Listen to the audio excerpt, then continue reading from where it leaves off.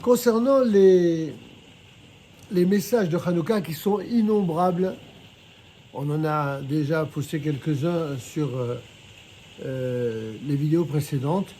Là, je souhaiterais, puisque nous sommes le premier soir de Hanouka, eh bien, vous proposer une réflexion sur un des textes centraux qui sont propres à la fête de Hanouka, que nous récitons aussi bien dans chaque Amida des 8 jours de Hanouka, ainsi que dans le Birkat Hamazon, c'est le fameux texte de Al-Hanissim.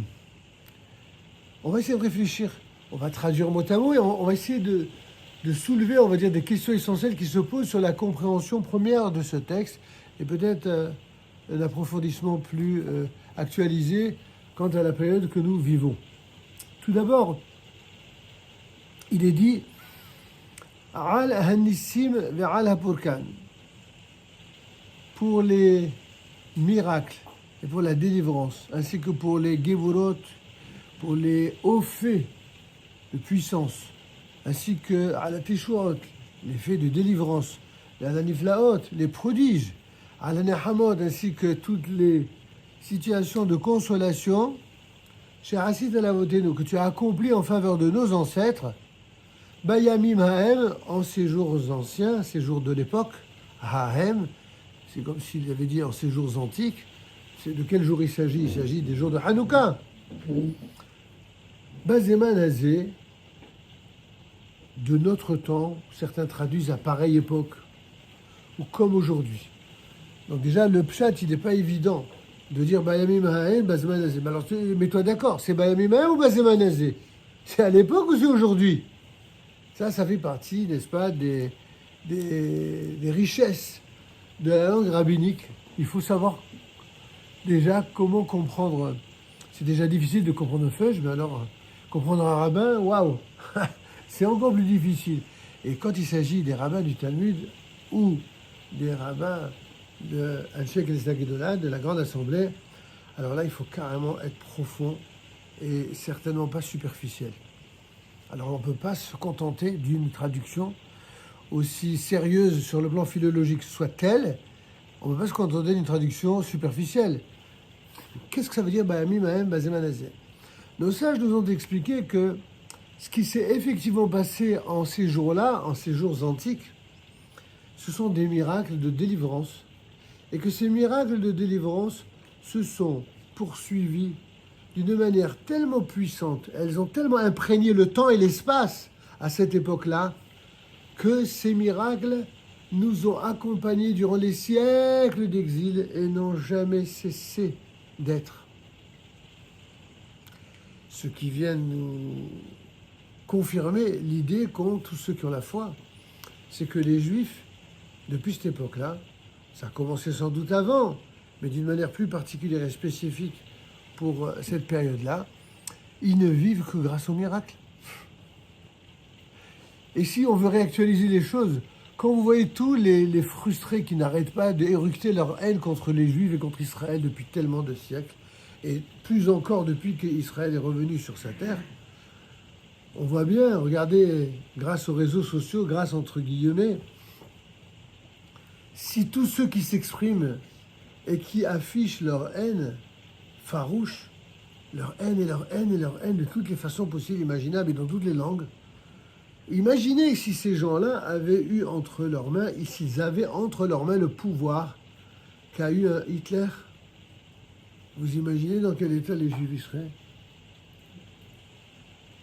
On aurait encore et encore et encore de nouvelles Shoah. Et encore des massacres du 7 octobre. Ça veut dire que tous ceux qui ont cette haine, qui sont nourris dans cette haine depuis la naissance, qui sont grandis avec cette haine, et qui la légitiment, qui lui donnent des raisonnements de justification, toujours en écrivant, en réécrivant l'histoire, en réinventant d'innombrables mensonges et d'inversions de réalité ou de valeur pour justifier leur haine. Et du coup, on arrive à la chose la plus incroyable, c'est de se porter à la défense de ceux qui tuent, qui égorgent et qui violent, dans le même temps où ils appellent à la condamnation de l'armée légitime d'Israël lorsqu'elle défend ses citoyens ou lorsque elle essaie de mettre un terme définitif à ceux dont on a vu que la confiance qui leur a été accordée, voilà ce qu'elle a donné. Depuis la renaissance de l'État juif en terre d'Israël en 1948, comme chacun sait, la première chose que l'État d'Israël, je ne parle pas maintenant de la dimension religieuse, de toute la marloquette, de toute la disputation entre certains rabbins pour savoir s'il fallait et s'il ne fallait pas. Maintenant, l'État d'Israël, il est là. Avec ses qualités, avec ses manques, avec ses défauts, et surtout avec ses réalisations extraordinaires qu'il a pu faire, non seulement pour le bien des Juifs, mais même pour le bien de tous les autres. Est-il nécessaire de rappeler que durant tout le temps où il n'y avait pas un État juif en terre d'Israël, comment ils étaient traités, les Juifs? Encore pire que la manière dont ils étaient traités en Europe et ailleurs. À part évidemment la période de la Shoah, c'est pas pire. Mais rappelez-vous le début du siècle dernier, le massacre de Hebron. Rappelez-vous le nombre de fois que les Juifs ont été découpés en petits morceaux et mis sur terre comme ça pour être nourris par pour être là, pour servir de nourriture aux corbeaux, aux vautours, je sais. Ça, c'est pas des histoires inventées.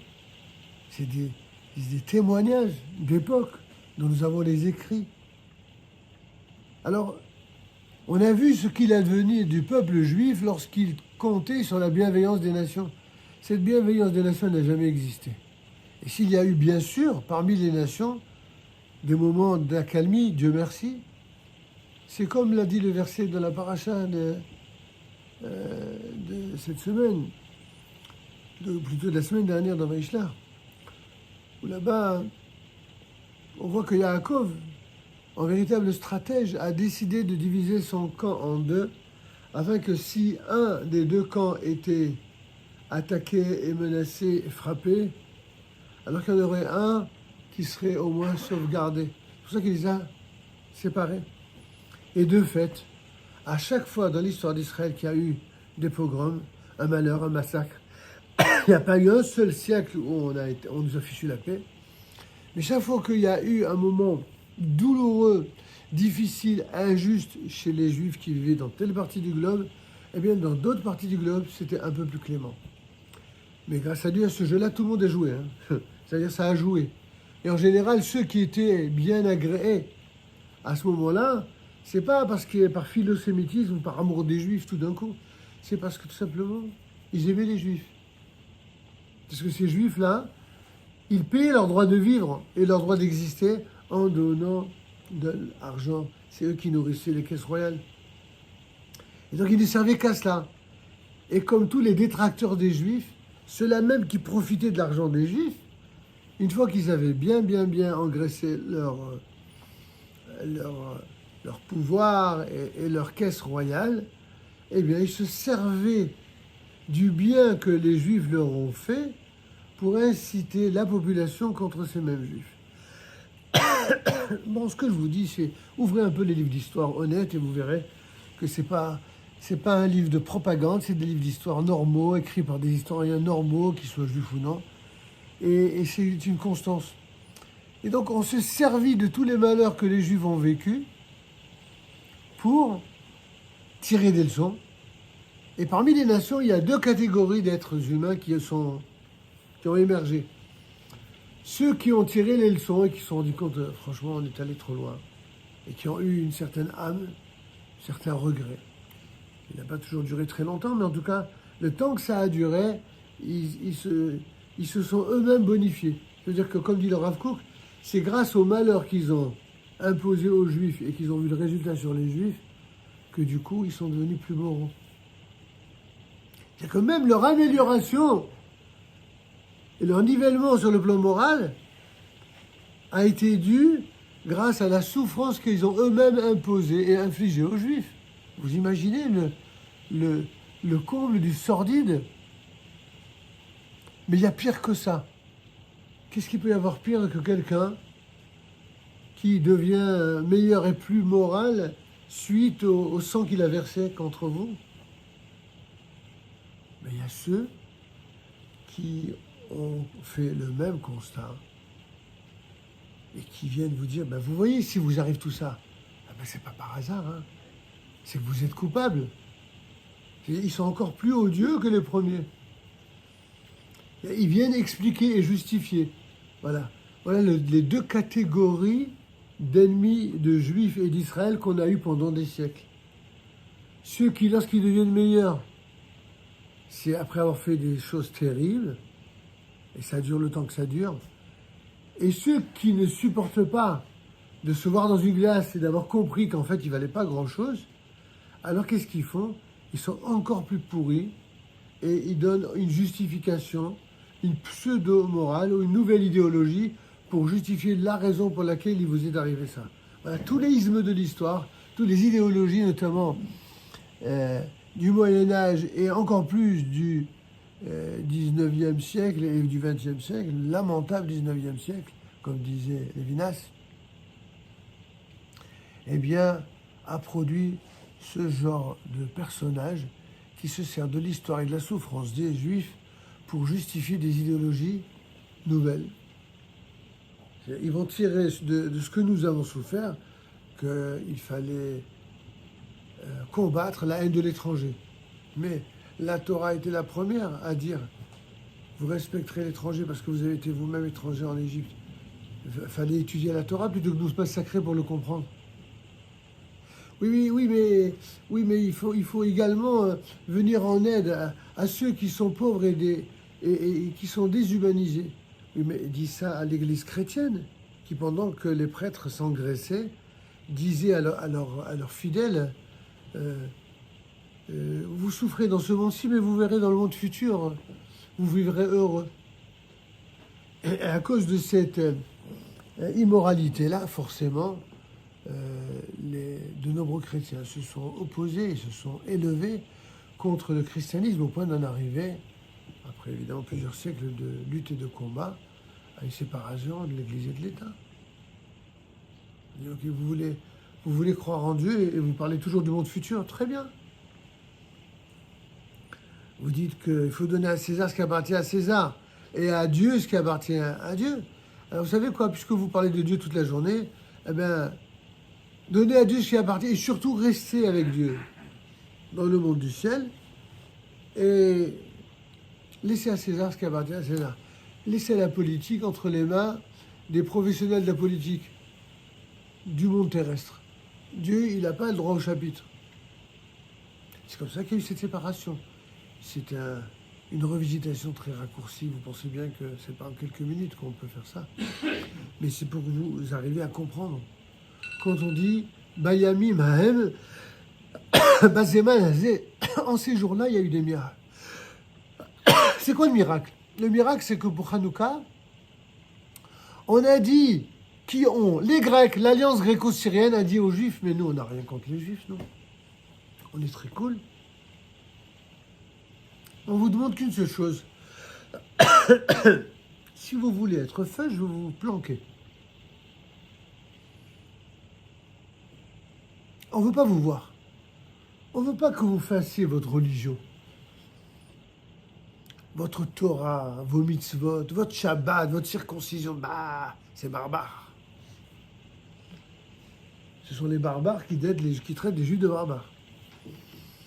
Et puis toutes les interdictions que vous connaissez, que les autorités gréco-syriennes ont donc interdit les Juifs, mais tous, les Juifs comptent, de faire quoi que ce soit qui soit le respect du temple, le respect des choses sacrées, ainsi que le Shabbat, la Kashrut, le Rosh Chodesh, bref, toutes les choses qui, dans l'histoire, de façon récurrente, quand les antisémites ont voulu s'en de Juifs, ils s'en sont toujours pris à cela.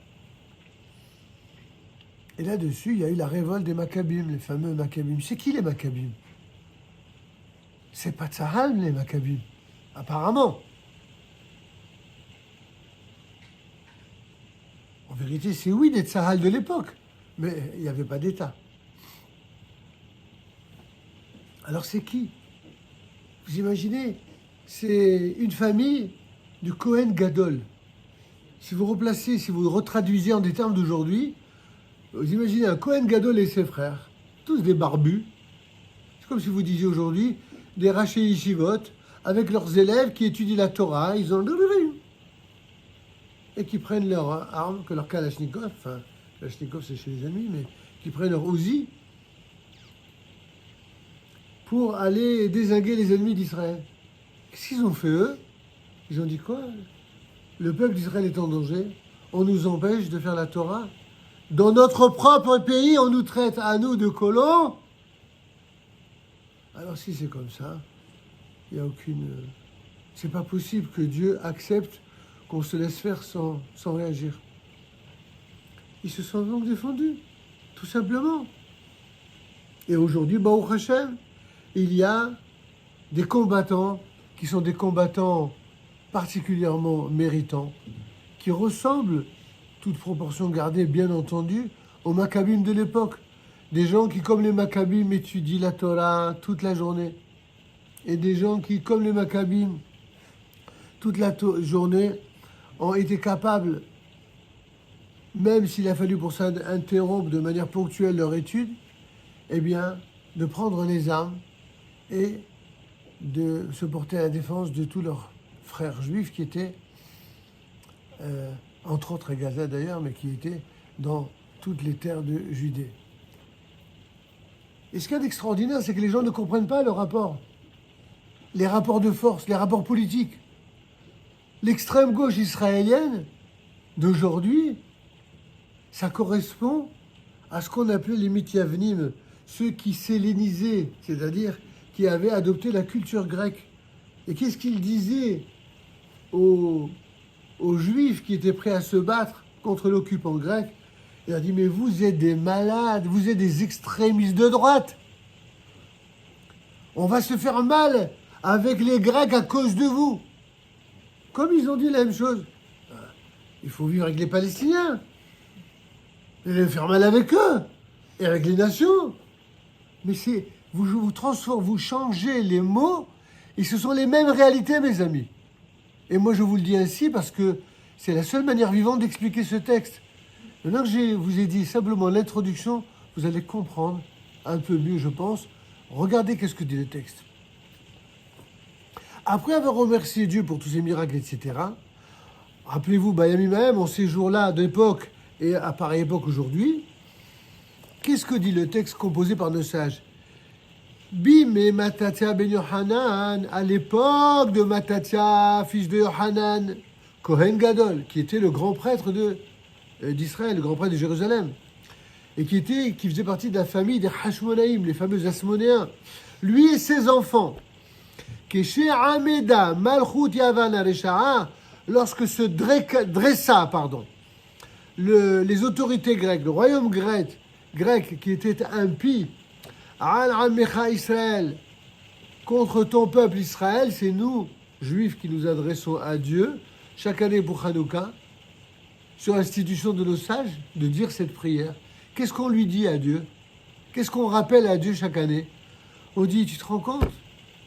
À l'époque, quand je pense qu'à l'époque, lorsque s'est dressée une autorité qui n'avait rien à faire ici, elle était illégitime, elle voulait être un État dans l'État, elle voulait une terre pour 2 États. Qu'est-ce qu'ils ont fait? La première des choses qu'ils ont fait, ils ont tout fait pour déjudaïser. Je vous rappelle, la terre s'appelait la terre de Judée. Et ils vont nommer à l'époque des Romains Palestina. Pourquoi Palestina? Pour créer la confusion et faire croire que Palestina, c'est la terre des Philistins. Il n'y a aucun rapport, ni géographique, ni idéologique, ni de l'origine. Peut-être idéologique, oui. Et les Philistins, ce qu'ils voulaient, c'est effectivement éradiquer Israël. C'est le seul lien avec les Palestiniens d'aujourd'hui, c'est idéologique, justement. Et ils veulent que pour eux, c'est quoi la Nokba qu'ils ont inventée depuis que l'État d'Israël est né? C'est une invention qui est née de leur refus d'accepter de vivre fraternellement avec les Israéliens. C'est ce que les Israéliens leur ont proposé, ce que les Nations Unies leur ont proposé. Et le malheur, c'est que les Nations Unies, qui ont assisté à la réponse du monde arabo-musulman, c'est-à-dire une déclaration de guerre conjointe refusant la main tendue d'Israël, au lieu d'avoir entériné que c'est eux qui ont refusé cela, qui ont refusé cette main tendue de cohabiter, ils ont fait de cela comme, ah, c'est ça, le point de départ de tout leur malheur. Et ce mensonge, et un autre mensonge, sans arrêt, que des mensonges, qui n'en finissent plus. Alors, quand on arrive à de tels mensonges, les éléments sont réunis pour en arriver même à déjudaiser le pays. C'est exactement ce que l'extrême gauche israélienne a réussi à faire. Elle a essayé de faire. Elle a voulu dresser les Juifs les uns contre les autres pour être bien avec les Palestiniens d'aujourd'hui, exactement comme à l'époque, les Mityavenim, les hellénisants, pour être bien avec les Grecs, ils ont dit du mal de leurs propres frères juifs qui voulaient rester fidèles au judaïsme en terre d'Israël. Les Shakera Midrada, pour leur faire oublier ta Torah. On peut même dire les Shakera Mitra, pour les faire oublier de ta Torah. Et les sages qui traduisent au mot à mot. Les faire oublier de ta Torah, ça veut dire en fin de compte qu'il n'y ait plus aucun lien ontologique entre toi, peuple, le roi, Dieu d'Israël, et ce peuple-là. Ce peuple qui pourtant, il est né d'une alliance voulue par toi. Rappelez-vous quand même que dans les brachot que vous récitez le matin, on dit Asher Bachar Banu Mikol, Dieu nous a choisis parmi les peuples. Ça veut dire qu'en fait, on est devenu peuple d'Israël parce qu'il nous a choisis. Il ne nous aurait pas choisis. Ce ne serait pas nous le peuple d'Israël, ce serait un autre peuple. Alors, juste un instant. Et les faire transgresser les lois de ta volonté. Voilà ce qu'ils voulaient, les fameux, cette alliance syro-grecque. Ve'ata, c'est la prière que nous poursuivons. Et toi, dans ta grande clémence, dans ton grand amour, tu t'es tenu avec eux au moment de leur malheur, au moment de leur détresse. Rav Tadrivam, tu as combattu leur combat. C'est ce que chaque juif dit à Dieu en remerciement. Tu as combattu leur combat à ces juifs-là. Dan Daidinam, tu as passé en justice leur propre sort. Nakam Taidigmatam, tu as pris une posture de vengeance pour accorder les châtiments qu'ils ont pu infliger. Et alors là, jusqu'à maintenant, c'était facile à comprendre. Le plus incroyable à comprendre, c'est la suite. Regardez qu'est-ce qu'elle dit, la suite. Masar da Giborim bi'al halashim, tu as placé, tu as livré les Giborim, les puissants, sur le plan physique et militaire, Beyat halashim, dans la main des halashim, des faibles. De qui on parle? C'est qui les puissants? C'était les Gréco-Syriens qui étaient l'armée la plus puissante au monde à l'époque. Alors que les Maccabim, quel militaire? C'était pas, comme j'ai dit tout à l'heure, des Khayal et Tzahal, c'était pas des gens qui ont fait 3 ans d'armée, aguerris, et qui ont fait, ou comme les gladiateurs, qui ont appris à se battre, qui ont fait du Krav Maga. C'était des gens qui faisaient qu'étudier la Torah, mes amis. Réveillons-nous, essayons de comprendre de qui on parle.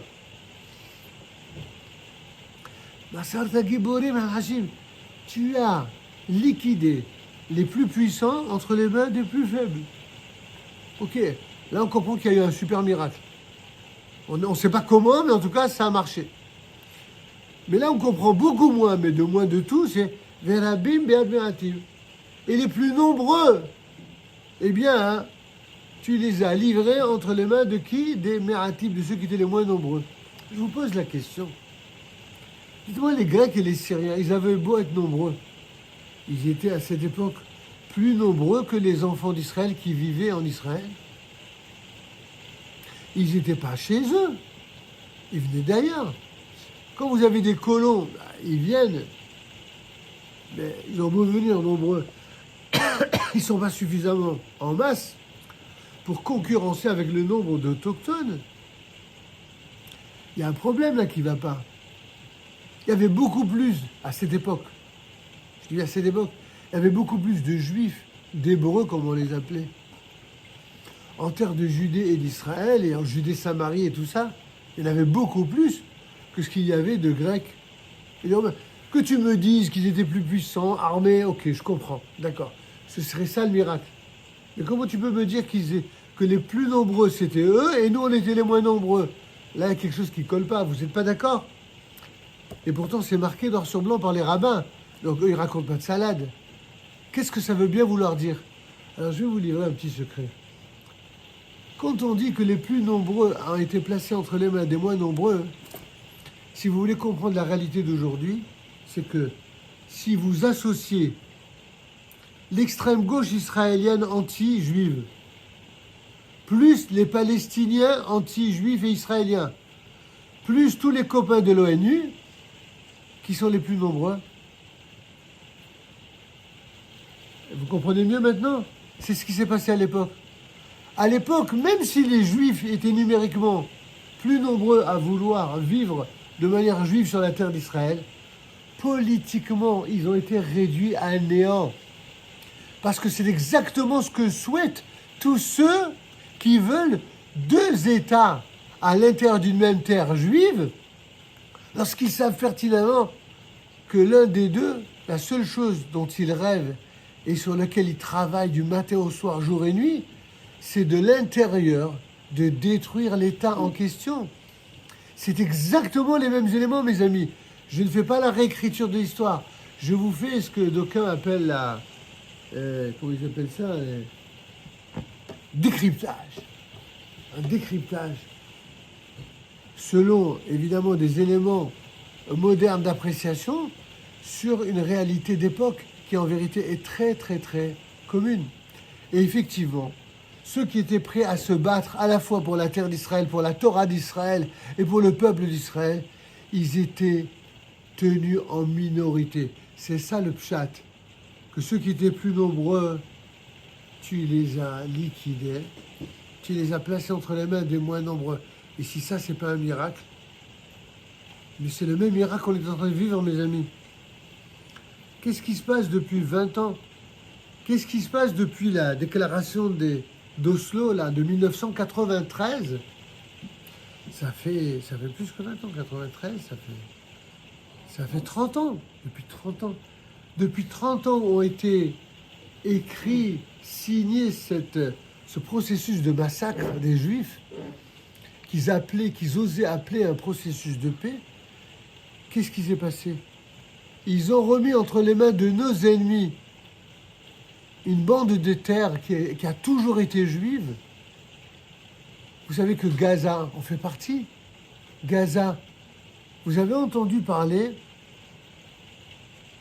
d'un des grands Talmidei Chachamim qui a écrit le fameux Yaribon Alam Ve'almaya et tout un tas d'autres d'ailleurs piyutim qu'on chante le Shabbat. C'est le rabbi Israël Nadjara. Rabbi Israël Nadjara, il était grand rabbin de Gaza. Mais tout ça, vous n'allez pas le lire dans le livre d'histoire. Parce que tous ces menteurs, ils ont tout enlevé. Il a fallu que, Baruch Hashem, nos soldats retournent à Gaza pour que, en déblayant un peu le terrain, ils ont redécouvert les carrelages qui ont été recouverts par de nouveaux carrelages, la spécialité de ceux qui sont toujours venus en Israël, des carrelages de l'ancienne synagogue de Rabbi Nadjara, qui était grand rabbin de Gaza. Ils ont redécouvert cela, ils ont redécouvert plein de choses. Tout d'un coup, ils se sont transformés en archéologues aussi, les militaires. Et ils ont fait réapparaître que cette terre, elle est tellement une terre juive que tous les menteurs qui n'ont cessé de verser le sang dessus, ces menteurs sont et seront sans cesse décriés et démentis par la réalité de cette terre, qui est une terre de vie. Alors c'est ce que dit la suite. Donc les plus nombreux sont tombés entre les mains des moins nombreux. Resha'im be'atzadikim, les impies entre les mains des justes. les Tmeim et Théorim, ceux qui étaient impurs par leur comportement immoral, eh bien, entre les mains de ceux qui étaient purs, et dans leur comportement et dans leur vie, humaine et affective, qui vivaient dans l'état de pureté. Vézédim, et ceux qui sont venus pour agir avec préméditation en mal contre Israël, Beyad Roske de la déraison tombée entre les mains de ceux qui s'employaient à ta Torah. Juste une petite remarque grammaticale que mon père me faisait toujours. Normalement, on aurait dû dire, pour traduire exactement comme j'ai traduit, non pas Beyad, mais Bidé, entre les mains d'eux. Bidé, en hébreu, ça veut dire entre les mains d'eux. Mais il n'y a pas marqué Bidé, mais Beyad, entre la main. C'est la main invisible de l'Éternel. Comme il dit Yad Adonai Hoya, Yad Hazaka, comme pour la sortie d'Égypte. C'est avec une main forte et un bras étendu que Dieu nous a libérés de l'esclavage d'Égypte. Et dans le texte, il y a marqué Yad. Mais Yad, on peut dire aussi Beyad en hébreu moderne, mais dans l'hébreu rabbinique qui est très très méticuleux, le fait qu'on ait dit Beyad et pas Bidé au pluriel, veut nous montrer que même lorsque il y a eu effectivement les plus nombreux entre les mains des moins nombreux, les Rishaïm, les impies entre les mains des tzadikim, etc., en vérité, on dit Beyad pour montrer que c'est entre la main de Dieu. Tout n'a dépendu que la main de Dieu. Et donc, on termine dans ce texte, Lecha asit Hashem gadol vekadosh ba'olamah. Eh bien, tout ce que tu as fait en fin de compte, tu l'as fait pour ton grand nom et ton nom sacré dans le monde que tu as créé. Ou la Amecha Israël, et ce que tu as fait finalement, c'est pour ton propre renom, pour que l'éclat de la royauté divine un jour apparaisse véritablement. Quant à ton peuple Israël, tu as accordé une Teshuvah Gedola Furkan Kemazé, une délivrance formidable et une libération exactement comme aujourd'hui. Tout ça, c'est un rappel historique des faits. Et après, on passe à une autre étape du rappel historique. Et après tout cela, après qu'il s'est produit, donc tous ces miracles liés à la façon de faire la guerre contre les ennemis, Ba'u banecha lidbir vetecha. Tes enfants sont venus dans le sanctuaire de ta maison, c'est-à-dire dans la partie la plus sacrée de ta maison. Ufinu et dechalera. Et ils ont nettoyé, ils ont libéré ton sanctuaire. On parle du temple. Ils ont purifié ton sanctuaire. Ils ont allumé les lampadaires, les lumières, les lampes des parvis de ta sainteté, de ton sanctuaire. Plusieurs manières de dire le sanctuaire dans le langage biblique et rabbinique. Et donc, puisqu'il s'est produit tout cela, ils ont fixé les 8 jours par le Hallel et par la Hoda et par le remerciement. Et tu as accompli en leur faveur des miracles et des prodiges. Et pour tout cela,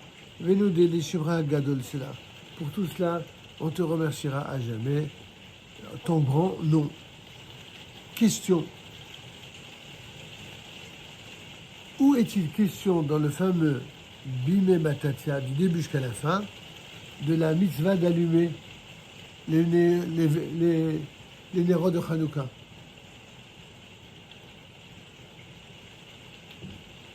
On nous dit juste que on ne parle pratiquement que de la fameuse réussite et de cette victoire militaire. Après, on dira, effectivement, ils ont annulé des nérodes, ils ont allumé des nérodes. Mais ce allumer des nérodes, c'est la conséquence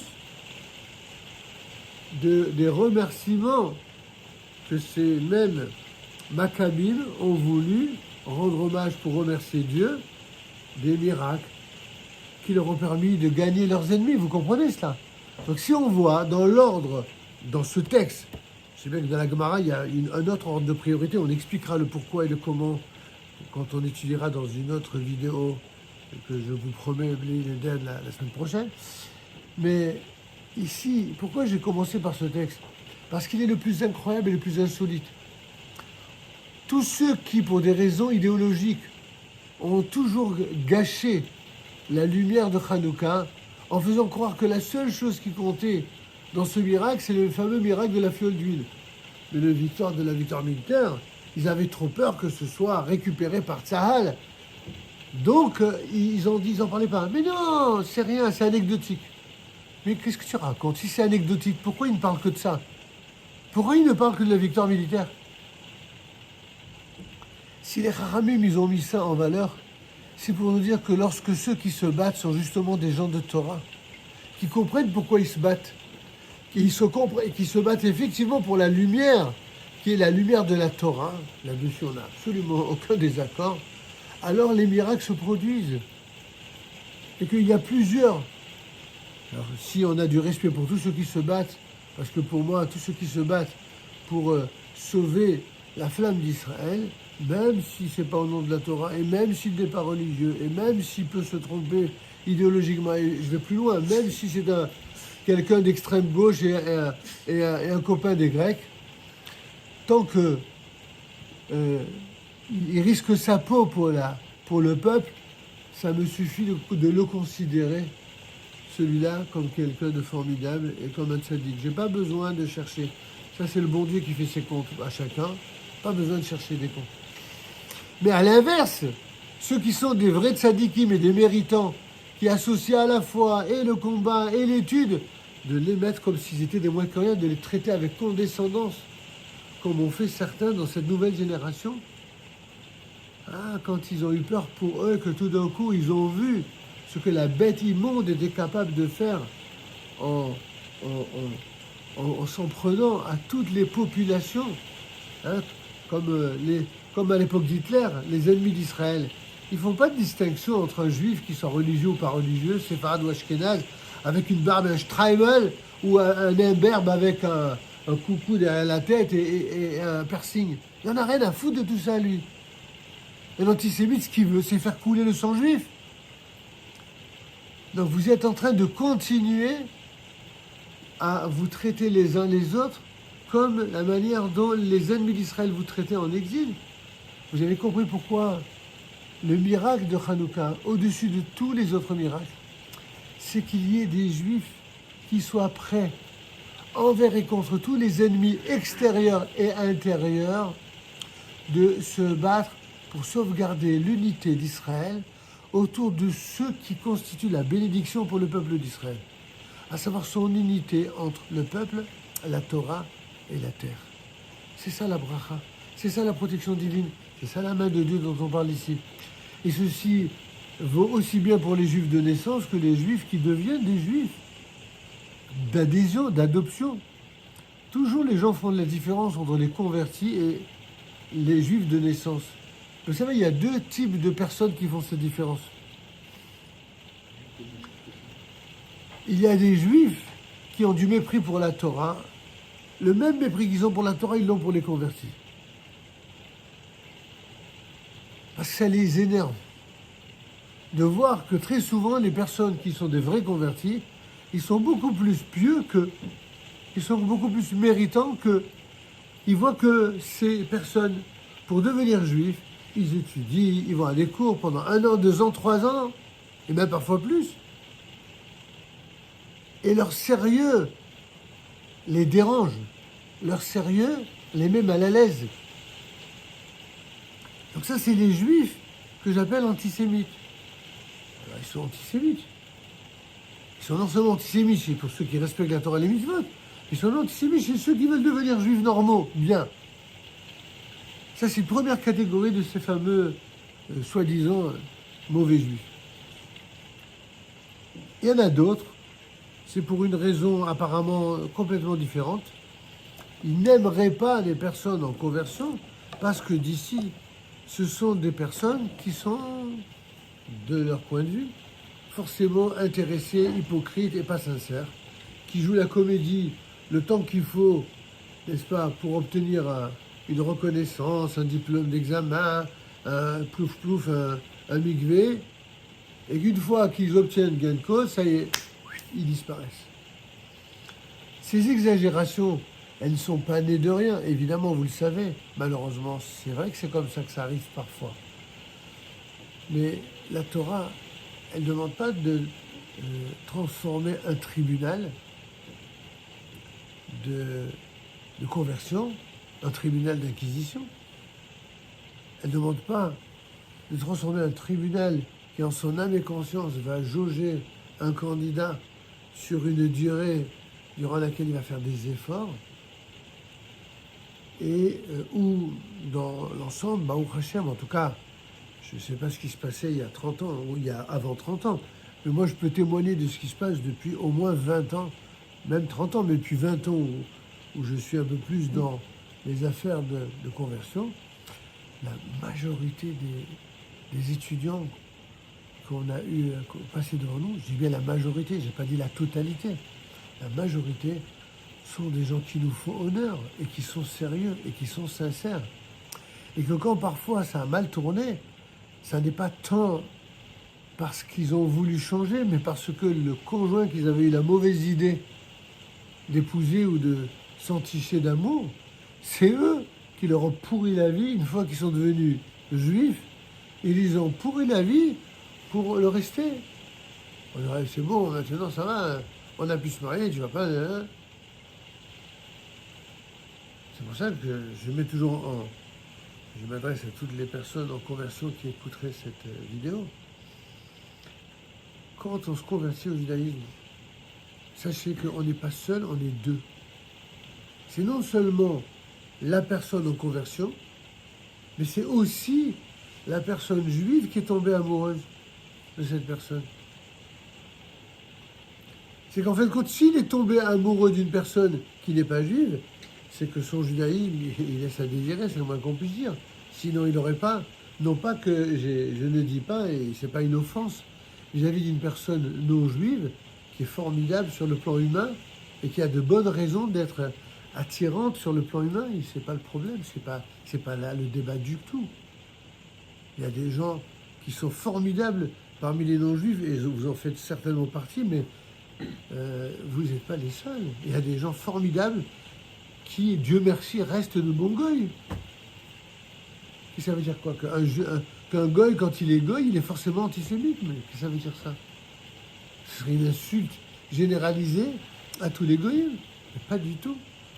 L'un de mes meilleurs amis d'enfance, c'est un Corse qui n'est pas juif. Et c'est vraiment un de mes meilleurs amis d'enfance que j'ai même pris comme témoin à mon mariage civil, bien sûr. Et qui était très touché. Et j'ai dit, mais je ne peux pas trouver mieux comme témoin civil pour un acte civil que quelqu'un qui était un amoureux fou du judaïsme, qui s'est toujours intéressé au judaïsme à un point tel qu'il venait régulièrement au cours de Torah pour le Seudah Shlichit. Et quand vous savez, il y a toujours des juifs ça arrive dans certaines synagogues qui se mêlent de ce qui ne les regarde pas. Et ils vont le voir et lui disent, mais dis-moi, depuis le temps que tu viens, depuis tant d'années que tu assistes à des cours de Torah, c'est devenu rabbin toi déjà maintenant. Tu te convertis pas au judaïsme? Et il a redonné une réponse qui m'a rendu fier, vous ne pouvez pas savoir. De lui, fier de lui. Il avait écouté les cours de mon père de Torah et il dit, mais vous n'y êtes pas, mes amis. J'ai la chance d'être un super goy grâce à la Torah que j'ai appris du Rav Zini. Pourquoi voulez-vous que je devienne un mauvais juif alors que je suis un super goy? C'est ce que votre père il m'a appris. Et les mecs, ils ne savaient pas où se placer. Il dit, je préfère être un bon goy qu'un mauvais juif. Hein, si vous voyez ce que je veux dire. Et il les regarde dans le droit les yeux. Et dit, vous êtes juif, vous avez la chance d'être né juif, et vous faites semblant, vous prenez la voiture, vous la cachez le Shabbat. Et vous venez me demander à moi pourquoi Mais moi j'ai envie de continuer à prendre la voiture Shabbat. Parce que moi, la Torah ne me demande pas à moi, goy, de ne pas prendre la voiture Shabbat. J'ai envie de kiffer, comme vous dites. d'aller faire mes courses le Shabbat et d'aller faire un tennis le Shabbat. Et en même temps, je veux respecter ce peuple extraordinaire qui est là pour nous apporter la lumière. Quand il aura fait une dracha, quoi, carrément. Les mecs, il leur a fermé la bouche. Alors il m'a regardé après comme ça, il m'a fait un clin d'œil, il m'a dit alors j'ai fait un kiddush Hashem ou pas? Il était tout gracieux là. Et je lui dis attends, j'ai fait un super kiddush Hashem. Et pour la peine, c'est toi qui seras mon témoin de mariage. Voilà l'histoire. C'est pour ça que je vous dis, vous savez, la Torah, ce qu'elle veut, c'est l'authenticité, la sincérité. Tous les blablas et les palabres de ceux qui sont des gens qui portent des masques. Quand les gens portaient des masques pour le Covid, au moins, ça avait une raison. Mais il y a des gens avant, pendant et après, ils portent toujours des masques. Ils sont invisibles, mais c'est des masques. Ils ne sont jamais eux-mêmes. Donc ce à quoi on assiste aujourd'hui, c'est qu'il y a des gens, effectivement, qui portent des masques. Et les rabbins ne sont pas toujours en mesure, évidemment, de savoir à 100% si celui qui est devant nous, si c'est quelqu'un de sincère ou quelqu'un d'hypocrite. Donc, ils essaient par des règles qui sont des règles prouvées, approuvées, recommandées, et surtout qui sont tenues par des contrats. Le jour où vous allez au mikvé, vous allez vous engager à accomplir toutes les mitzvot, en sachant que vous allez signer, et que si vous transgressez votre engagement, votre conversion sera caduque. C'est toujours tout ça que vous allez signer, mes amis. Qu'est-ce que vous croyez? Donc, il vous pousse à rester fidèle à votre engagement.